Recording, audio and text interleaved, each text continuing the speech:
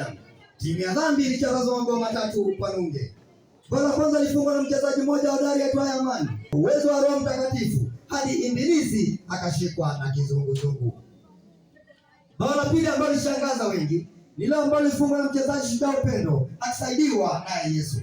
La tatu la kufunga udhia lilifungwa na uvumilivu akisaidiwa na Mungu mwenyewe na kunyakua taji la uzima wa milele. Utabiri wa hali ya hewa. Hapo kesho upande wa mwaminiaji Yesu Kristo utakabiliwa na ishara za baraka, na hapo jioni wakazi wa eneo hilo watajishiwa na baraka chungu nzima. Itafuatiwa na shangwe, vifijo, nderemo sawia bashasha kutoka kwa teule ambao wameshinda vita kwa uwezo wa mwanakondoo.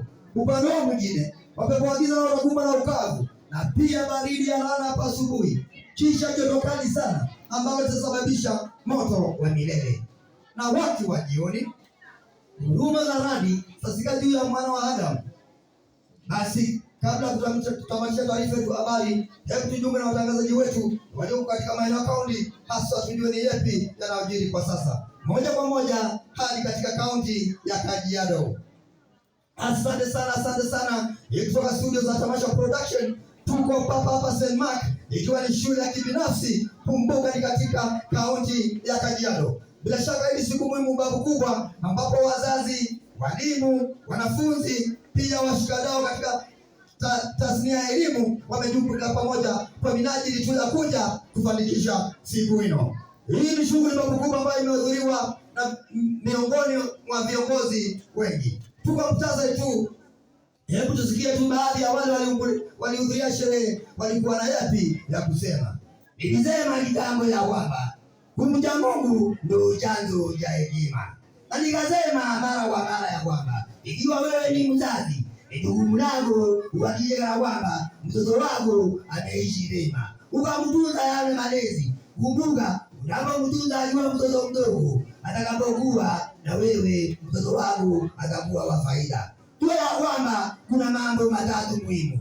Manake wanafunzi wanaenda kufunga shule. Walimu wamekuwa na wao kwa kipindi kirefu, wamewajuza vema, na pia wao wenyewe matarajio kwamba ile siku ya kurejea wataja jinsi walivyo. Ya msingi ni kwamba uhakikishe jambo la kwanza, mtoto anapoondoka anaenda wapi?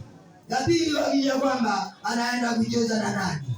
Na akienda kucheza nani, huwa anajiuliza atarudi wakati gani? Na iwapo utafuata hayo mambo 3, utatunza watoto wema. Bila shaka watoto wakati wa kufungua watoto wetu wanarudi kwa mwalimu. Kuna walimu wenza wote wakiwa shwari na tena imara.